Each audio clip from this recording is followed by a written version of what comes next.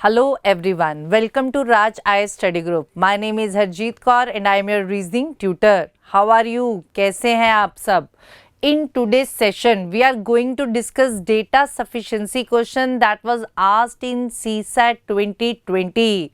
As you have seen earlier videos, we have already discussed all reasoning questions of CSAT 2021 and CSAT 2022. Now we have moved to CSAT 2020. Data sufficiency is a very important topic in every year. 3 or 4 questions have been asked from this topic. So please do the questions carefully. Data sufficiency is a mixture of all chapters. If your concepts of all chapters are clear, you can do these questions easily. So let's check the questions. Hanji, the first question that was asked in CSAT 2020 is this. In this question, in this type of question, what to do? There is a question and there is statement 1 and statement 2. We have to tell which statement is sufficient to give the answer of the question. ठीक है जी? If first is sufficient, second is not sufficient, we have to mark S1 is sufficient.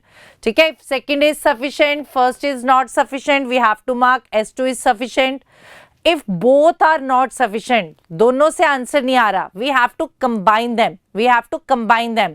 Combine करके check करेंगे कि answer आ रहा है कि नहीं आ रहा. अगर कंबाइन करके आंसर आ रहा है, so answer is S1 and S2 together are sufficient to answer the question. अगर टुगेदर से आंसर नहीं आ रहा, दोनों को मिला के आंसर नहीं आ रहा, so answer is S1 and S2 together are not sufficient to answer the question जी. क्लियर जी? तो let's do the question. The question is, among 4 numbers P, Q, R, S, which one is the largest? We have to tell which one is the largest, P, Q, R or S. The first information is R is greater than P as well as Q. R is greater than, R is greater P as well as Q. तो R बड़ा है P और Q से. तो पहले वाला sufficient नहीं है. क्यों? क्योंकि S का तो पता ही नहीं कि S ने पहले आना है कि पीछे आना है. ठीक है, we have 4 numbers P, Q, R, S. हमें इंफॉर्मेशन किसकी दी हुई है? R, P एंड Q की जी. So first is not sufficient. तो सेकंड देखते हैं. सेकंड में क्या लिखा है? S is not the largest one. If S is not the largest one, which one is largest? May be P, may be Q, may be R. So we have 3 answers. तो data sufficiency means we have to give the one answer. जिससे एक answer आएगा, that data is sufficient. So this is also not sufficient. So both are insufficient. तो अब हमने क्या करना है? We have to combine them. तो अब हम इनको कंबाइन करके देखेंगे कि हमारा आंसर आ रहा है कि नहीं आ रहा. So first information is we have made this. Second information, S is not the largest one. तो S लार्जेस्ट वन नहीं है, तो इसमें मेरे पास S मिसिंग था. तो S R से आगे नहीं आएगा because S is not the largest one. तो S जो होगा वो S R से पीछे ही होगा. सेकंड प्लेस पे आ सकता है, थर्ड प्लेस पे आ सकता है या फोर्थ प्लेस पे आ सकता है, पर S सबसे लार्जेस्ट नहीं होगा जी. So which one is the largest? R. We get the answer from both the statements together. So answer of this question is S1 and S2 together are sufficient to answer the question. S1 and S2 together. So option number C, S1 S2 together is sufficient to answer the question, but neither S1 alone or S2 alone is sufficient to answer the question. चलिए जी next question देखते हैं. That was asked in CSAT 2020. The question is product of 2 numbers is 21. What are the 2 numbers? The sum is 10. The first statement is their product is 21. Second statement is there is sum is 10. What are the 2 numbers? If we are using the first statement, their product is 21. So 7 into 3, it's 21. 1.5 into 7. Sorry, 1.5 into 14. 14 into 1, 14, 14 का half 7, 14 plus 7 is 21. तो ये भी हो सकता है, और भी हो सकते हैं, और भी हो सकता है एक्सेट्रा. तो पहले में 2 इक्वेशंस आ गई, so we don't get the numbers. तो पहली इनसफिशिएंट हो गई। सेकेंड, देयर सम इज 10, उनका सम 10 बन रहा है। तो अगर मैं देखूं 7 + 3 10, ये भी हो सकता है, या ये भी हो सकता है 6.5 + 3.5 10, 1 + 9 2 + 8, ठीक है, 1.5 + 8.5, तो एक्सेट्रा, तो कुछ भी हो सकता है। तो सेकंड से भी मेरे पास बहुत सारी ऑप्शंस आ रही हैं, ठीक है। तो मेरे नंबर्स 7 3 6.5 और 3.5 और 1 9 2 8 कुछ भी हो सकते हैं जी।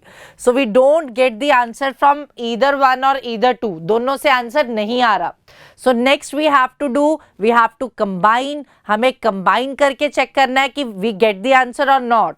हाँ जी, अगर हम इन दोनों को कंबाइन कर दें तो मेरा आंसर आ जाएगा दिस 7 and 3, बिकॉज इनका सम 10 आ रहा है और इनका मल्टीप्लाई कितना आ रहा है, प्रोडक्ट कितना आ रहा है 21। ऐसा कोई नंबर नहीं है जो और सेम है। अगर मैं 1 + 9 करूँ 10 आ रहा है, पर 1 × 9 करूँ तो 9 आ रहा है, 2 + 8 कर रही हूँ तो 10 आ रहा है, 2 × 8 कर रही हूँ तो 16 आ रहा है, 21 नहीं आ रहा, ठीक है। 6.5 + 3.5 करूँ तो 10 आ रहा है, 6.5 × 3.5 करेंगे तो 21 नहीं आ रहा जी। सो आंसर इज कि दोनों को कंबाइन करके आ गया। We have numbers 7 and 3. So answer is S1, S2 together are sufficient to answer the question, but neither S1 alone and neither S2 alone is sufficient to answer the question जी। चलिए, let's do the next question and the last question that was asked in CSAT 2020.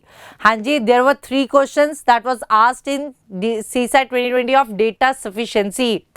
Data sufficiency is very important topic. The first statement is C is younger than D. C is younger than D. तो C is younger than D.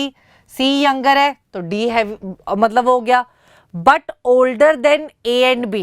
जब भी मेरे पास and आ गया but आ गया तो किसका जिक्र है, फर्स्ट पर्सन का। and आ गया but आ गया तो किसका जिक्र है, फर्स्ट पर्सन का।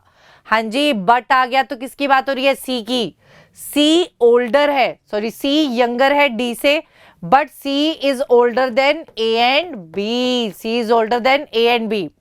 तो फर्स्ट इंफॉर्मेशन ये आ गई। तो फर्स्ट इंफॉर्मेशन मैंने बना ली, but I have not read the question. The question is who among ABCD is youngest, which one is youngest. ABCD में से कौन सा यंगेस्ट है, हाँ जी, ABCD में से यंगेस्ट A या B।